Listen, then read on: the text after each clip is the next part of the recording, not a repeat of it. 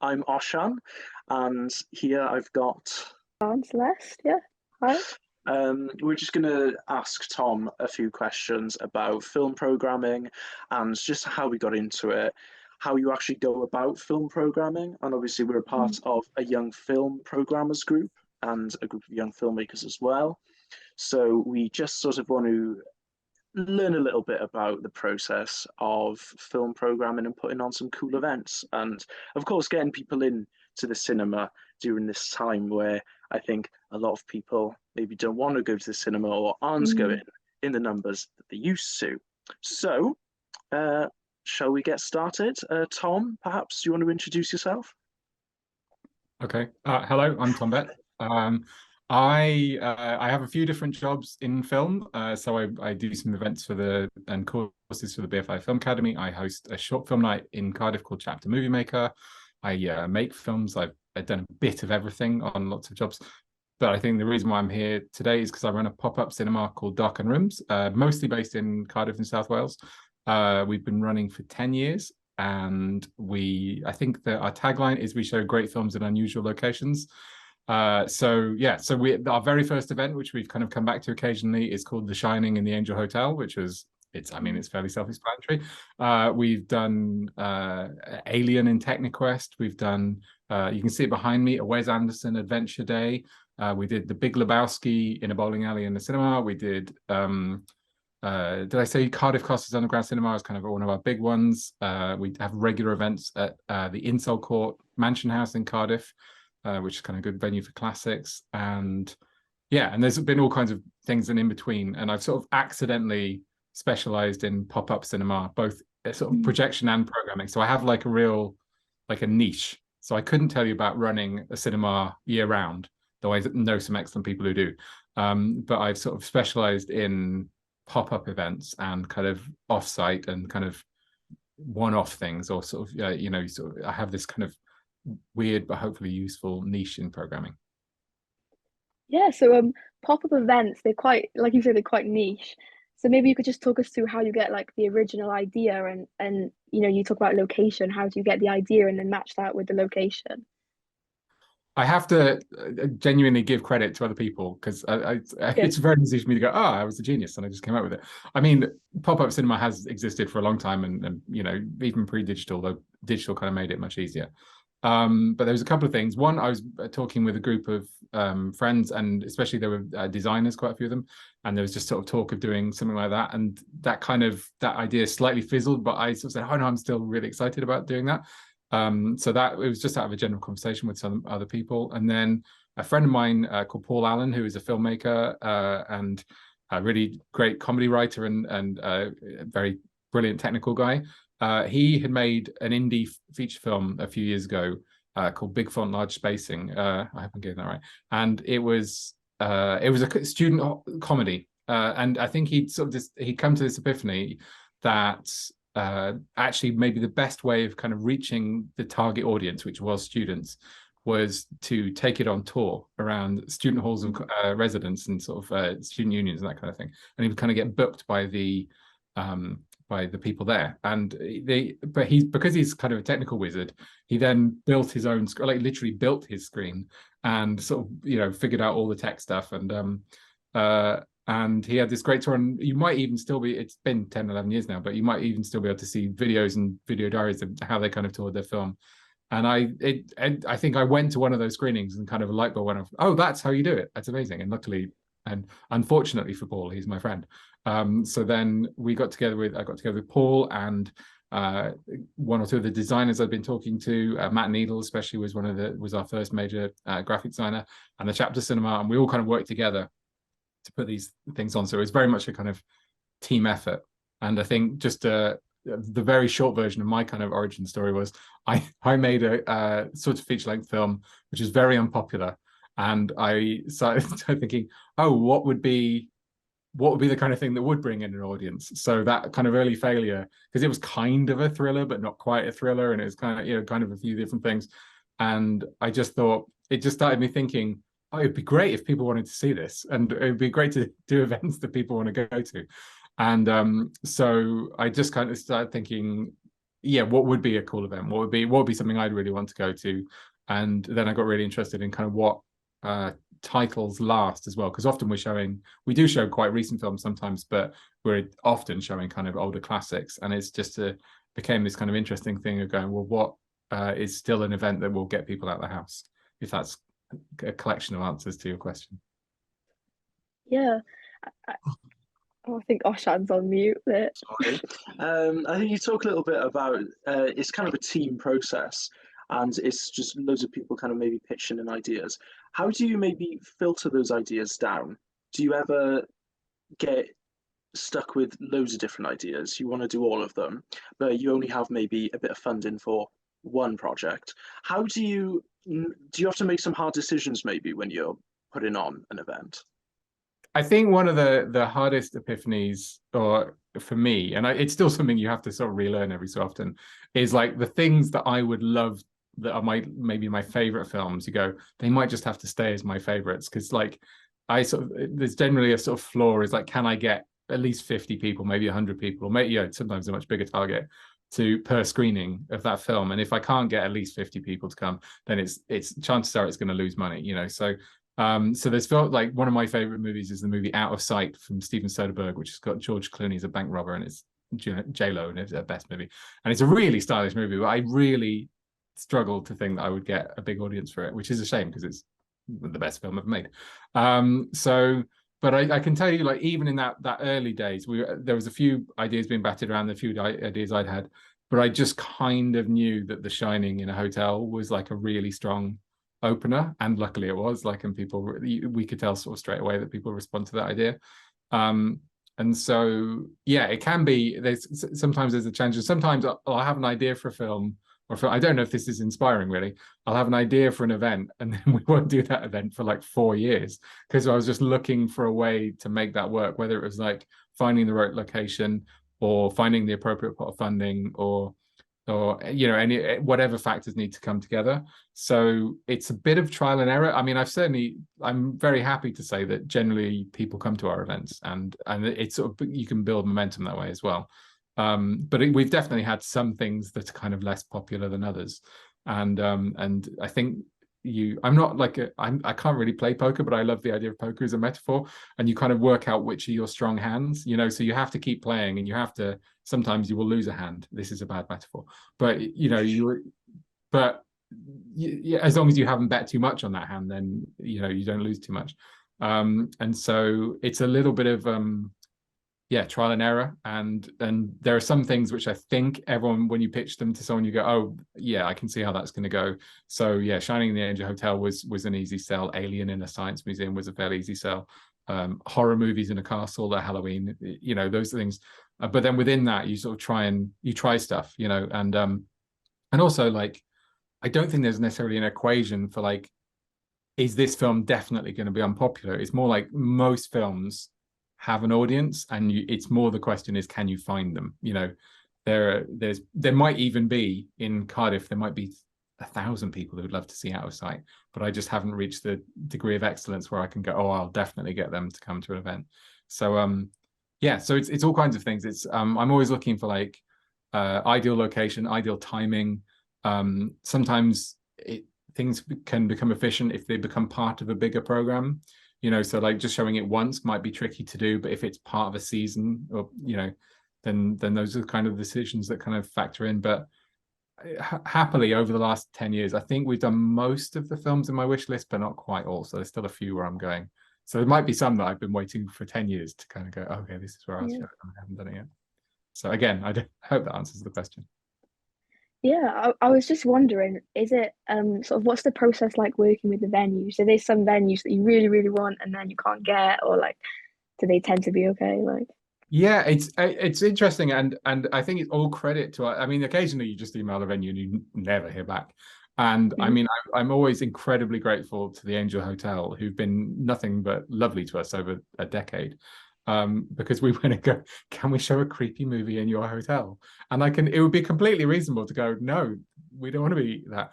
And they were really open to it, and really, like, not just like begrudgingly, but kind of leaned into it, and they were happy to sort of share it and announce it. So that was a good precedent. And then, yeah, I think it's like anything. Like if you do it more, then you get to lean on your track record. Like if you're a filmmaker and you've made 3 movies, then you get to go, oh, I made those. And same with events. Once you've done a few, and hopefully, you know, people can Google them and find out whether it went well or not, then it gets a little bit easier. And occasionally you'll get approached as well. Once you know, it's kind of a mix. But it's just, yeah, I think in the early days, it was just kind of being polite and sensible and sort of showing that you were kind of bona fide and, you know, connected to the right people and understood licensing and all that. And then as it's gone on, it's been a little bit on reputation. So occasionally you'll just get an email out of the blue saying, oh, would you like to show a movie here? And sometimes it's not practical, but sometimes it is. It's worked out great. So it's just kind of building relationships as well. And also I'm always trying to come up with new ideas, but also if you have something that's working that people like, then it's also quite nice to keep doing that too. So we sort of do a screening in the Insel Court Mansion House every 2 months or so, and that can kind of go indefinitely. We've been doing events in Cardiff Castle for like 7-8 years, and especially at Halloween and Christmas time, that's something that we start hearing from people that they'd like to come back as well. So sometimes it's like every year you're reaching new people, but you sort of anecdotally hear from people that they sort of make a habit of it. And the thing I wonder is, are they seeing the same movies? Do they go, oh, like, I love to watch Hocus Pocus or The Lost Boys every year, you know? So yeah, with venues, sometimes it can be a bit weird, and sometimes people can be like, I hope this is, I don't think anyone comes badly out of this, but one of our early things was we did Dawn of the Dead, the original 70s movie in a shopping mall. We did it in a shopping mall in Swansea, and again, there was nothing in their sort of daily working life that would prepare them for someone go, oh, can we show a movie in your shopping center, please? And so I went into pitch, and I think initially they thought we were saying, can we make a zombie movie in your shopping center? And then I think they thought, oh, we want to show it, but can we show it? They thought we wanted to show it during the day while like families were kind of shopping, and there would be like a really grisly, you know, zombie movie. So it's just, there's nothing, and it worked out. They were, again, super nice, very accommodating, really helped us make it happen. But because we were asking something that was kind of not their usual business, it just took a little bit of clarifying as to what we were pitching to them, you know. So yeah, so I think just being prepared to ask the embarrassing awkward question is quite a good tip for just kind of building those relationships as well. But once you've done it once, then hopefully it becomes a bit clearer, you know. And then you also learn from your own language. Oh, what did I say there that was kind of maybe confusing, and how can I be sort of clearer about that as well?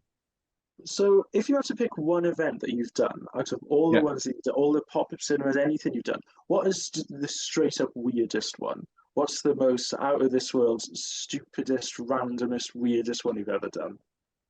I mean, I think I mean, you could make a case that all of them are stupid ideas. The whole series was a very silly thing to do. I remember once, like, it was quite an early one. It was actually quite a good test run. We did a thing called Bill Murray Night. So we'd been doing like more like X film at Y venue. You know, that was kind of the thing. The Shining at the Angel Hotel, Alien at Technoquest, Dracula at Cardiff Castle.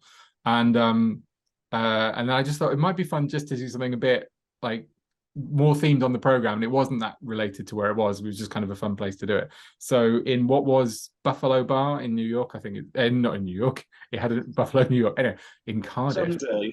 yeah, we went to New York, we just popped over.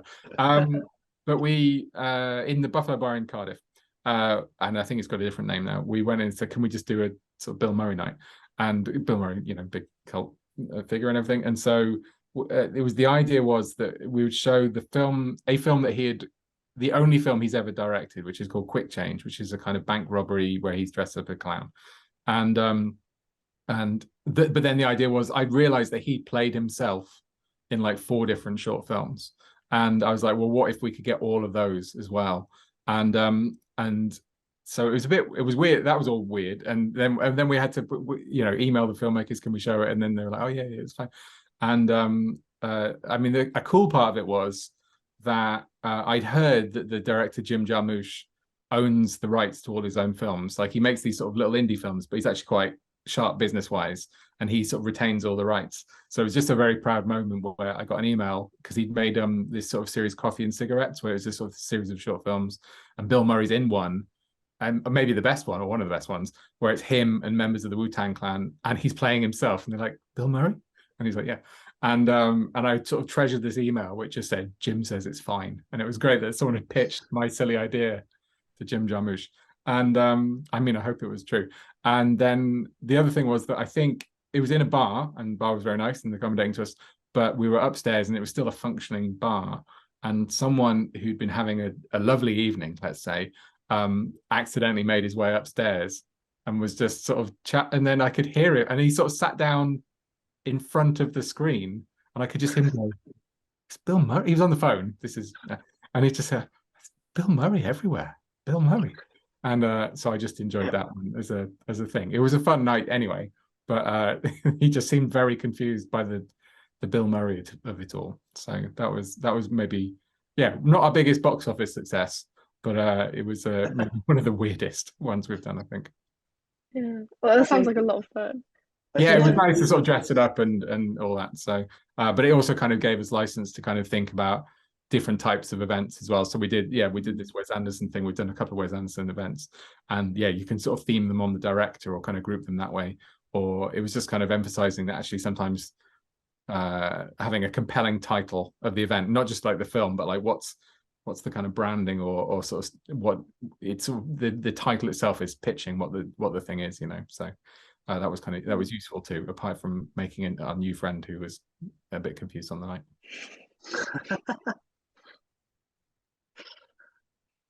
So if I wanted to do something like the Bill Murray night, how could I get funding to do that?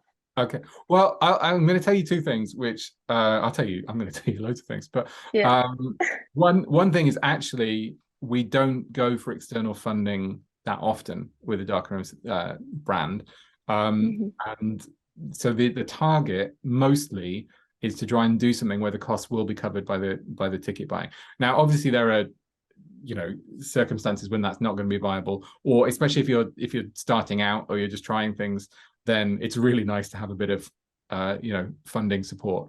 But I will say, actually, probably more than 80% of our events, probably more than 90% of our individual screenings now are kind of, there's ultimately the ticket buying will kind of cover the cost of doing it. So that's one thing, is that if you have an option for doing it, then you can just do it. You don't have to wait for funding if you can. I mean, I'm saying that assuming you have a projector and a venue with seats and all of that stuff. But there's a few different things. There's Film Hub Wales and Film Cymru Wales. Both have different funding pots. So sometimes you can go to them for exhibitor funding. You could sort of make a big pitch for like a year-round thing. And maybe that's something you might do when you're a bit more kind of experienced, rather than, if you've never done one before, maybe saying, here's my annual program, might be a bit ambitious. But they also have kind of pitch pots, depending on it varies from season to season and year to year. But sometimes you can get up to like £500 of support for an individual event or a kind of collection of events. And also, as I understand it, for things like that, the paperwork is kind of simpler as well. So, I'm sure if anyone's done anything in the arts and you've had to apply for funding, paperwork can be quite daunting, and I feel that way too. But sometimes for sort of those pitch pots and individual things, it's a more straightforward proposition. And then sometimes being a part of a bigger season can be quite useful, and we have definitely done that as well. So probably every year, but certainly and sometimes more than once a year, the British Film Institute, the BFI, or other organisations will do like a big themed thing. So the season kind of going around the UK now is called In Dreams Are Monsters, which is obviously a kind of horror themed season. And individual cinemas, networks of cinemas, and individual pop-ups and community groups can also apply to be part of that. I was going to say, if you're more of a kind of community pop-up cinema, which I sometimes work on, that's not really a Dark and Rooms thing, but as a sort of freelancer, I work on other people's pop-up projects too. So you can also get like community funding. There's specific lottery funding pots for kind of community groups. Sometimes Cinema for All is a good resource if you're kind of more kind of community based, and and Ffilm Ifanc, who are kind of one of the big distributors, they actually have awards and prizes sometimes for community funds too. So from the community end, sometimes it's not all kind of specifically film organizations. There's other places that might support your activities. If it's more of a kind of traditional film industry kind of general audience admissions thing, then it would be places like Film Cymru Wales and Film Hub Wales, or the BFI kind of directly, or one of their kind of regional things. Sometimes their blockbuster seasons are run by, like, say, Film Hub Midlands run quite a lot of them, or something like that. So seasons we've been part of was the Wes Anderson event. That is just there all the time. It's just quite useful that I can just point to it. But that was part of the Roald Dahl on film season, because Fantastic Mr. Fox was obviously a Roald Dahl adaptation, but Moonrise Kingdom had a bit of a Roald Dahl kind of feel to it, and we could show it in the Norwegian church in Cardiff, which is where Roald Dahl is from, so it's kind of double connected. We did events for the BFI Love season a few years ago. We did screenings of Amelie and Breathless in Le Monde, which is a French restaurant in Cardiff. We did BFI Gothic, was one of our first ones, which is again another horror season, so that's when we started doing things in castles. We did Margam Castle in Port Talbot and Cardiff Castle. Sci-fi, we did things in Technoquest. So those kind of one-off seasons are really fun, and I think that being a pop-up can be quite a good fit for those things as well, because they're looking for kind of special events, you know. So again, it's just kind of finding your what kind of unique thing you can contribute to the overall program, which is quite good. So and also you'll sometimes get discounted rates on booking films and all that.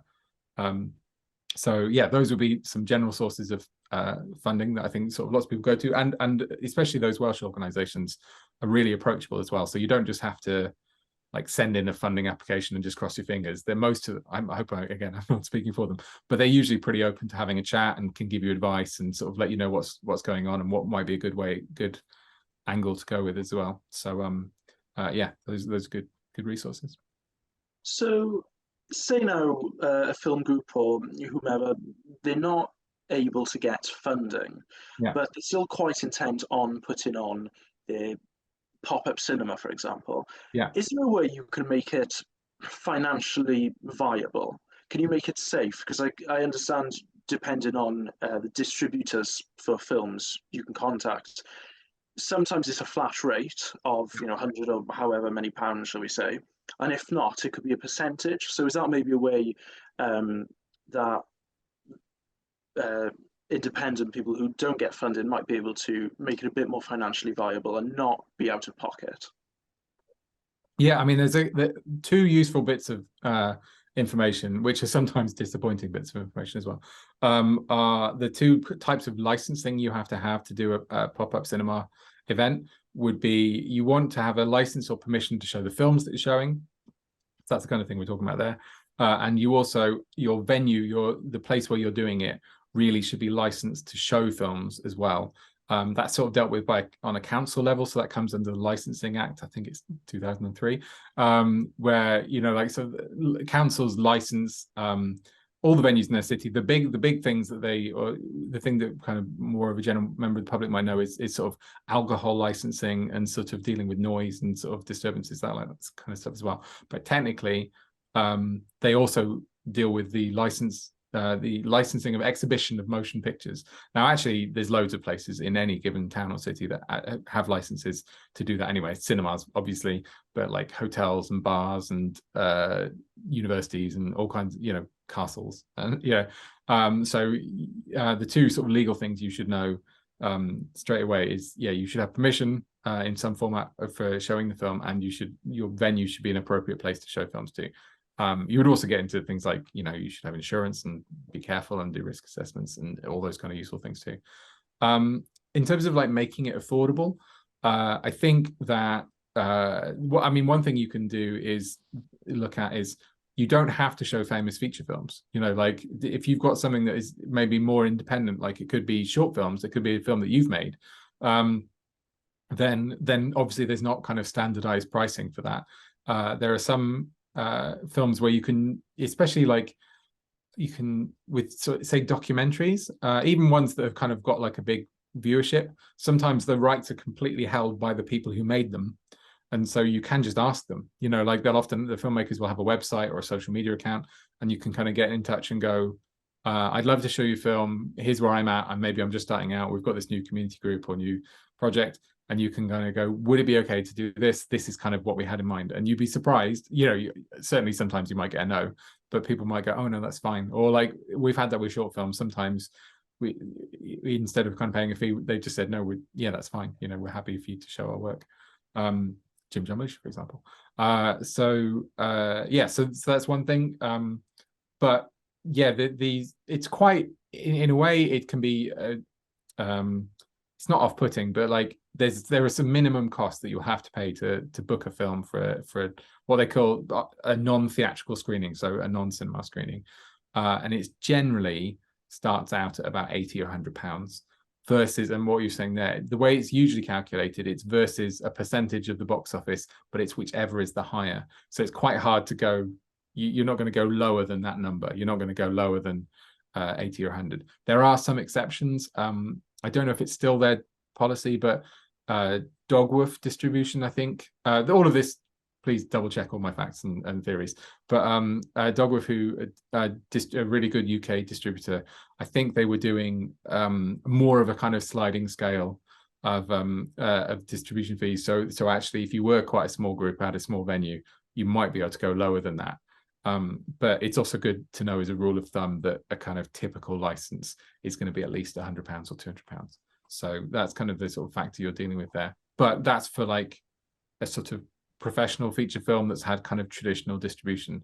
There are definitely exceptions to that. And there's even things like some films are in the public domain. That can be kind of a legal gray area. But there are some films where, for whatever reason, the consensus is that it's actually fine to show that film because it's kind of gone out of copyright. But yeah, but the downside of that is those films are typically very old. So, or you can only find them really bad quality, I found. Yeah. Exactly. And so yeah, good point. And sometimes you'll get if a film it's sort of out of copyright, but then gets a really good restoration, the restoration has kind of created a new copyright. So even if it's a sort of, the film might be 100 years old, but because someone have kind of done new creative work in representing it, then it's still, I mean, I would say the chances are most of the films you would probably want to show are in copyright, and you probably need to get someone's permission. But I'd say a fraction of those, especially in the independent sector, you can just approach the filmmakers directly. That is occasionally an option. Cool, yeah. So let's say we've got the idea, now we've got the funding, and we've got the rights. Yeah. And then how would you go about marketing or selling your event to an audience? What I can tell you, and this might not be true for people who are considering it now, when if you have a social media account, you'll often get like sort of the analytics, and I don't rely on them too much. I'm not someone who like really studies and go, okay, our demographic would love this, but that's not how we kind of plan things.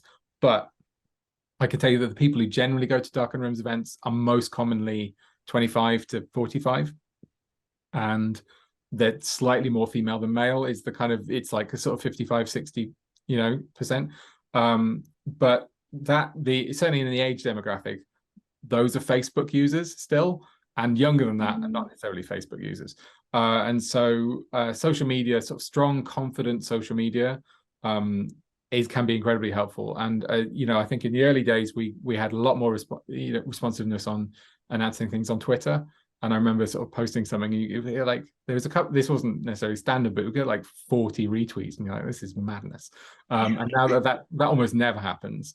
But if you post like a really compelling Facebook event, then sometimes the algorithm will love it, or the right people have responded, and then it kind of just shares and shares and shares. I would say I really don't want to skip over the fact that one of our biggest sort of assets was early on. We've always had really great posters. I can say that because I don't design the posters.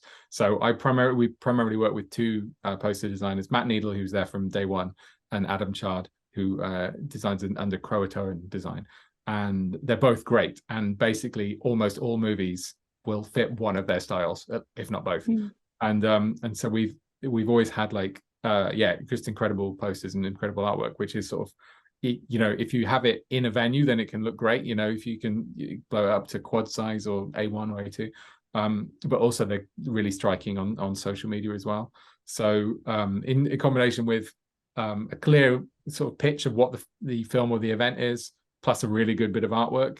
I mean, I'm dazzled by their artwork. I'm so always sort of, it's a very exciting moment when they send in their new thing. You're like, yes, amazing. So that will get attention.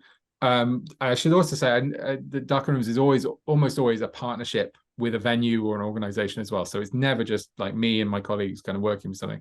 Usually we're partnering with, say, Cardiff Castle or the Angel Hotel or sort of any other organization as well, or we might be doing something under a fund through Ffilm Hub Wales.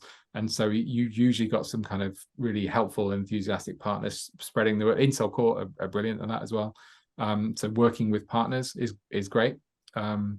And yeah, so that's kind of generally, and then again, like anything, if you get momentum, then you'll hopefully have a social media following, you'll hopefully have an emailing list, and then in theory, it gets easier. Now, okay, every so often we'll hit one, we'll go, oh no, we need to really give this a bit of a push. But by the same token, there's some stuff, if you kind of know that this is going to hit your audience, if you've sort of established a bit of a brand, then it does get easier as you go along as well. But yeah, social media has been huge for us. So Facebook then, is it? Yeah, we need to get our Facebook going. It depends if audiences though, the sort of younger Gen X and older Gen Y. That's the thing. I think if you wanted to do something that you know, the sort of under 25s want to go to, then I suspect I am not an expert on TikTok, for example. And I would not know how to sell a pop-up cinema event on TikTok. I'm a bit stronger on Instagram. So but yeah, I think sort of knowing how people will respond to stuff as well. But I also know that, yeah, for a lot of our events, that Facebook is kind of a huge driver. And also our mailing list as well. Like certain events, you just know that once you send that thing on MailChimp, then it's kind of going, oh, our mailing list loved that one. So great, you know. So I think like from sorry, I just kind of wanted to pick up on Tom mentioned a mailing list. That a few Ffilm Hub meetings I've been to over the last year, I've really noticed that that's something they're really pushing, something they're really suggesting. Right. And I did want to know, how do you go about making a mailing list? Because I really wouldn't know. I have not done anything revolutionary on this front, I promise. We do ours with MailChimp, which I think a lot of people do. And then the nice thing about that, because obviously like what's come in during the sort of 10 years I've been doing this is GDPR and making sure that you're kind of keeping records and also people can be removed from your mailing list. I'm not at all aggressive about signing people up. So I to the point where probably people were keen to sign up and I didn't sign them up. But so we just have a box where on the website and it's just like register here. And occasionally we'll post it as a sort of little reminder, but we never automatically opt people in. So, and I think that sometimes is a practice of other places, which I think is frowned upon. So that's why we don't do it. But yeah, I think if you go through a service like MailChimp, which is also free as you're starting out, it'll just, you know, make sure people have opted in the appropriate way, data is collected in the appropriate way. You have to make sure you are being sensible with other people's data. Sometimes you'll get it through a ticketing service as well. I can talk about ticketing in a second too, but like, but yeah, I've done, nothing surprising. I'd probably use it in the way that everyone else does. So it's just it keeps a record of all your contacts, and you know it's linked to an email address from darkenrooms.com, and then and we just sort of try and send them exciting little updates, not too many, you know, so we're not kind of spamming people. It's usually on the announcement of a new thing, or sometimes it's a little reminder if it's appropriate. But that's all we do for emailing this. But I know everyone's kind of worried that Twitter is about to fail, and so, or like I've noticed that the Facebook algorithm can change as well. So sometimes things that previously connected aren't connecting as much, or so I think email is it's a good column to have in your sort of marketing. I'm not saying anything email. Have you heard of email? Email. Yeah. but yeah, that's something you can do. I was going to say about ticketing as well, like the thing, maybe one of the assets of Dark Rooms is we try to be flexible as well, and so it's different relationships with different venues.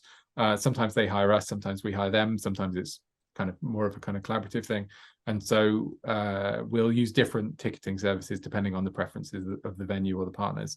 But I do know that sometimes there's just an easy, you can link your ticketing back to your mailing list. So there's just a little box people go when they book the ticket, they'll just say, would you like to hear more updates from Darkened Rooms? And then they, or whoever. And so it's, yeah, that's not shocking news, but that's another way to sort of build up your lists and contacts. Yeah, I remember that, the power of the mailing list. Yeah. One thing I do try and do as well, if this is useful, is I really like, sometimes you'll get a query from a customer and you can't answer it for a while, but I always like really do kind of make a big note, and then like, oh, are you going to be showing this they might ask you about Christmas in March or something like that, and then so you go, oh, I don't have information yet, but I will hold on to that thing and I'll keep a little list somewhere, and then I will follow up. So then you've kind of guaranteed yourself a customer because you kind of held on to that useful query or something, flag that email for 9 months or something. Yeah. What I was going to ask you is, like, from my point of view, I think that like you've sort of hit a niche between people who are film fans and people who just like regularly go into the cinema and go into events. Because like I know my mum took me to like a Darkened Rooms thing quite a few years ago before I had anything involved to do with this. So she's just like a Facebook mum, just happened to stumble upon it. So I was just wondering. Yeah, exactly. Just wondering do you think, like, what sort of aspect do you think is important in doing that? Do you think it's like the film, the venue, how you market it, or I guess it's probably a bit of both? Yeah. Well, I was going to say, well, I'm very, thank you for coming retrospectively, very much. But I think the sort of like I said at the beginning, the sort of ongoing discovery, and I really like this, is finding out what films last and have an audience and stuff like that. Because sometimes you get films that are incredibly popular in the moment, but then I think, this is not a scientific theory, but I think then become filed away as these are movies I watch on TV and I'm not going to go out of the house with them again. So this is my theory, is that the Pirates of the Caribbean series, notwithstanding problematic leading actors and all that kind of stuff, but like those were massive hits. And loads of people went to see them at the cinema. Like I think one of them made more than $1 billion at least. And but I don't think Darkened Rooms would have been able to sell out Pirates of the Caribbean, because I think we saw it and we moved on, or like we kind of collectively the film going people kind of went, I wouldn't go back for that unless it was something really unusual. Whereas some films which are not, like the classic example I always use, because it has genuinely been phenomenally popular for us, is Hocus Pocus, which was a mid-level hit in 1993. Like it did fine. It wasn't a flop, but it certainly wasn't one of the big hits of that year either. And that film is unbelievably popular. Like I think we've shown it 19 times, and people love it, and they really, and they'll make an event out of it. Or like Wes Anderson's first film, we're showing it again in chapter soon, but Bottle Rocket didn't even really get a UK cinema release, because I think he really kind of, his popularity kind of kicked in from his second film Rushmore, and more even from his third film Royal Tenenbaums. And so a lot of people either hadn't heard of his first film, or they literally there would have been no way for them to see that film with an audience. So it's just kind of working out, I think people would really like to see that, with a crowd. Or like sometimes I'll say it's about seeing something on the big screen, but increasingly I think it's actually about the experience of seeing it with a crowd. And I think like horror movies and comedies especially, it's just really fun to see it with other people, in the room, and also maybe you're in a castle or wherever.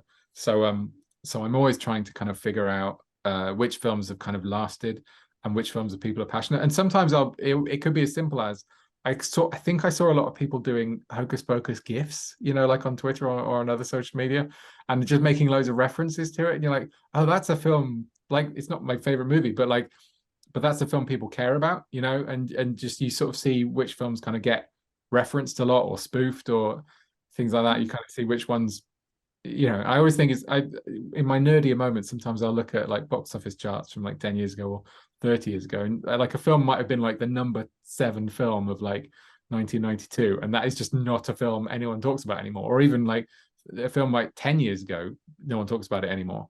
And I always find that really interesting. Whereas sometimes the films we're showing are like, would have been like number 52 on the chart of the year, but it kind of stuck around and lasted. And there's no like science to it. It's just a bit of a combination of hunches. And then when you have put that film on, recognizing, did it sell out, but also did it sell out quickly? You know, sometimes we've had stuff which sold out, but it kind of took like 3 months to sell out or 2 months to sell out. And then some things you like sell out in a day. You go, oh, that's data. That's really useful for us to know. People really want to see that, you know. So it's just kind of keeping an ear and an eye out for kind of what seems to really land with people as well. So yeah, that's how I kind of pick stuff and kind of work out what's kind of connecting with people in terms of, and that's the sort of programming aspect of it, really. Yeah, I know me and Osian were sort of looking at your like Shining events and sort of the Dark Room ones, and we were sort of wondering whether some of the success from that sort of crossover comes from like the time of the year that you show it at, and Yeah. like because like you got like Halloween or like Christmas or something like that. We're wondering, do you reckon that affects audience numbers? Because I know personally, like if I'm looking for something to do at Halloween, I might Google or what to do at Halloween. Oh, it pops up. So I don't know. Do you think that might be an element of it? Yeah, and you get local press is another thing. I sort of Yeah. I tend to think in terms of social media and online stuff, but actually, if you get in the local paper or the online version of the local paper, that's super useful. So Wales Online have always been very nice to us, and they often feature us in their kind of list of things to do. I was going to say actually one surprising factor which I would not have predicted at the beginning of the project was like people sometimes trust your judgment after a while as well. And so sometimes they'll go because we're putting it on and because hopefully they had a good time. So I hear, you know, sometimes you just get these random, either you get a message through social media or they'll just, you know, a customer will come and tell you, oh, it sounded good. So I always remember like when we did the Big Lebowski event, which was really fun. I mean, it was the most expensive game of bowling I've ever had, but it was because it was not profitable. But I remember it was really revelatory because a bunch of like, I guess they were in their 20s, like sort of people came to the film and they didn't know me personally, which is great. And hopefully that lots, you know, we're reaching beyond our friend group. But they hadn't heard of the Dark and Rooms brand before, and they hadn't seen the Big Lebowski before as well. But like we'd run a social media ad and it had a really strong post and they thought, oh, that sounds fun. And I was like, oh, that's interesting. But I've also had people say, like when we've done you know, like we're after Halloween, we show probably some of the kind of big, you know, sort of horror movies and, you know, sort of Screams or Nightmare on Elm Street or Evil Dead or something like that. But sometimes we'll show stuff which is kind of a bit less well known or a bit kind of more art house cinema. Like we showed Suspiria, the original Suspiria, which is kind of Italian, very colorful, strange horror. And I'm sure we showed some weirder stuff like that as well. And sometimes people just go for it. It was very funny one year when we've done the Rocky Horror Picture Show, which I think is no surprise is a big cult hit and people love going to see that.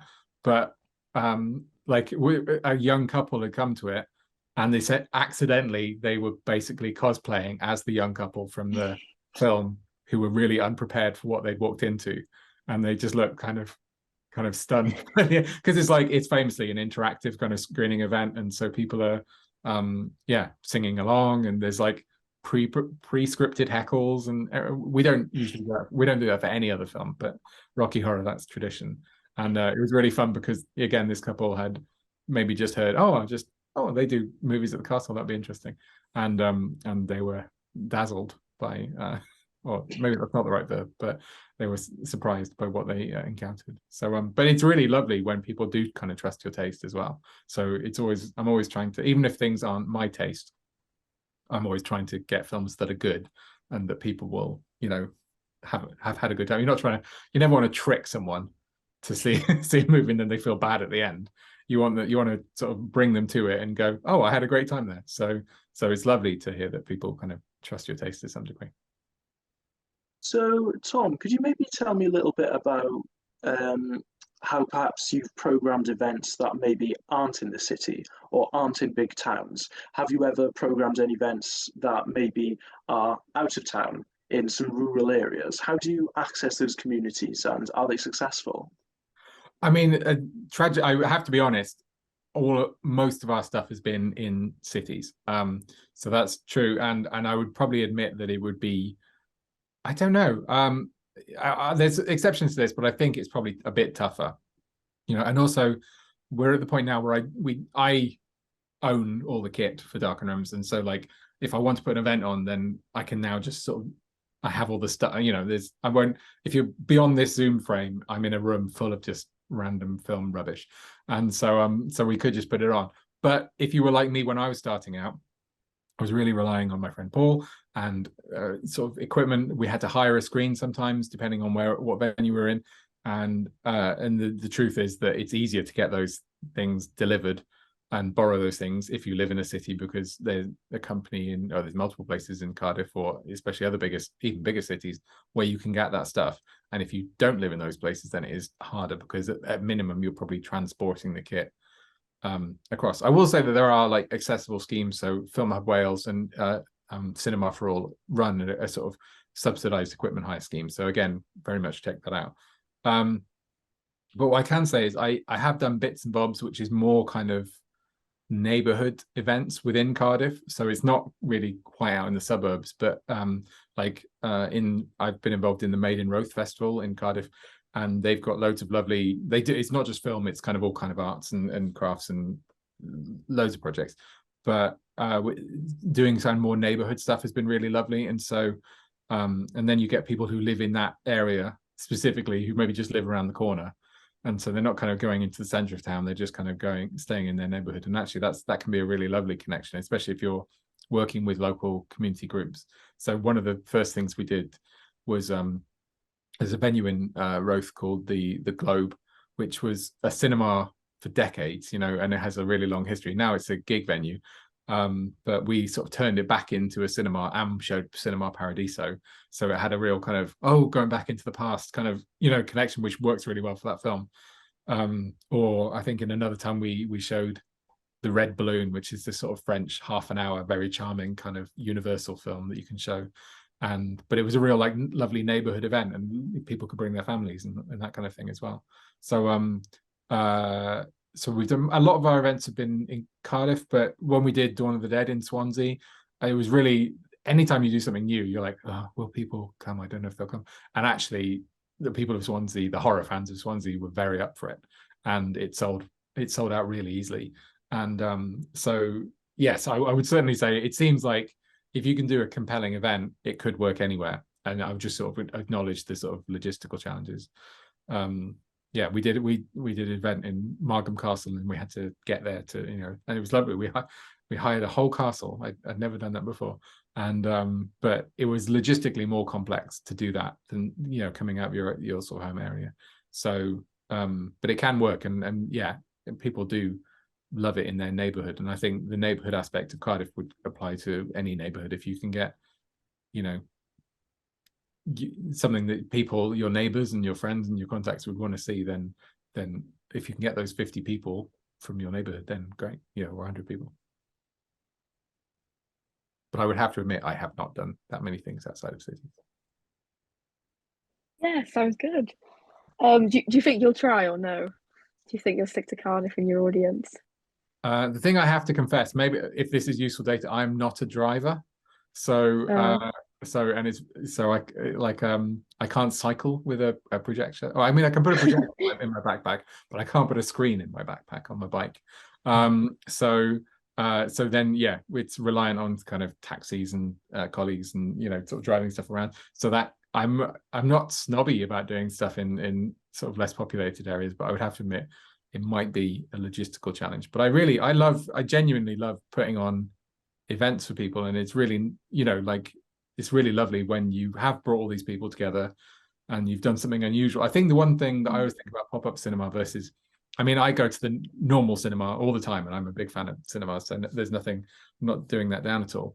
But I think one feeling that you have when you do something like a pop-up cinema is the audience kind of knows you did it for them, kind of. So like they, on some level, they know that this wasn't a cinema 6 hours ago or yesterday, and now it is, and it feels kind of really special. And so you feel like it just reminds you, this is a special thing that we've made happen.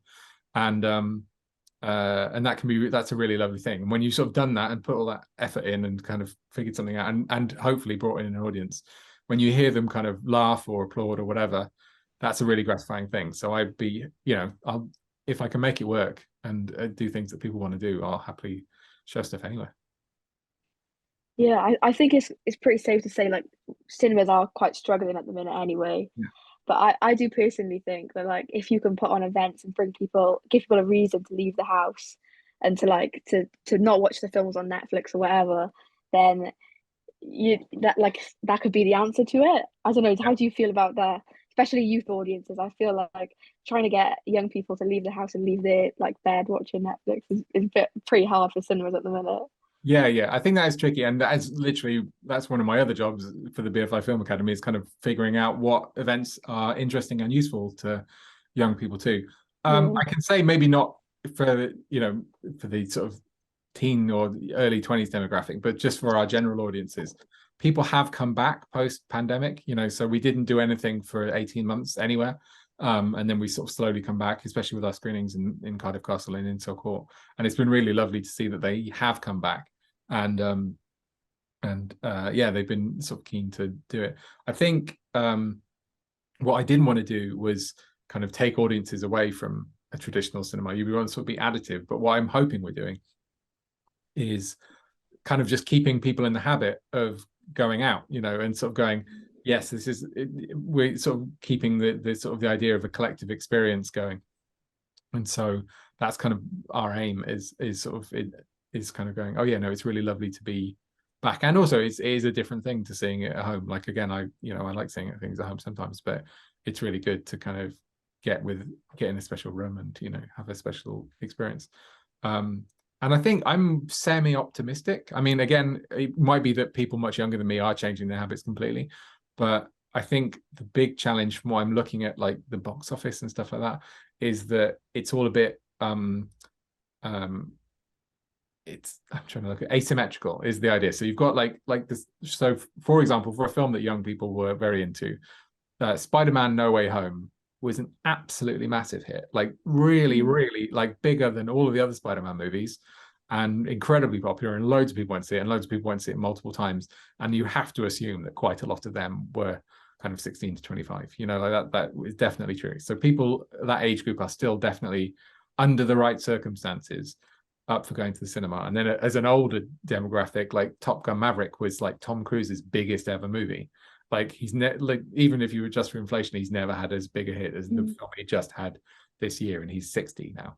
And and I'm always excited when it's like smaller movies or things that don't have explosions or superheroes in do well, because it means like, oh yeah, people are still going. So there's actually in Britain lots of different types of movies have been doing well, like Mrs. Harris Went to Paris. I have not seen it, but it's done quite well. Or Smile, the horror movie's done really well. Or so it's just making sure there's enough movies for people to go to.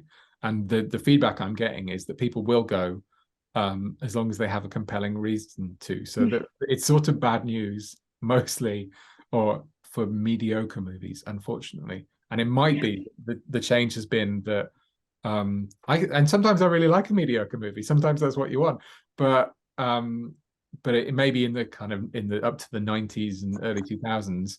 There are some films you might just go and see because I'll see it. Why not? And those are the really endangered films because you go, well, there's really good stuff on streaming, and that's the thing. But I think with pop-ups, maybe more so than theatrical, I don't know. Pop-ups is like, this is a special thing, so here's why you should do this, because this isn't like home. And I think the things that seem to be going well in cinemas are the ones where you go, oh, this is going to be a special experience. You should go out because you love this director or you love this actor, or it's got loads of awards or whatever. So there's definitely challenges, and we've certainly seen some films where you go that haven't really landed, but there are lots of films that are still doing very well. And I think it's just making sure that as exhibitors, we're showing stuff that people want to go and see. And I think it's really good to encourage people to keep going to see it, because it's fun. It's fun going to movies. I like them. So, and I think people do seem to enjoy those. Yeah, I suppose it's probably a good time to say thank you to Tom Thanks to my co-host Bethan as well. We also want to say thank you to Dion, who's somewhere on this call, somewhere, who's made this possible for us. Bethan, do you want to say anything? No, I think you covered it all. So yeah, thank you everyone.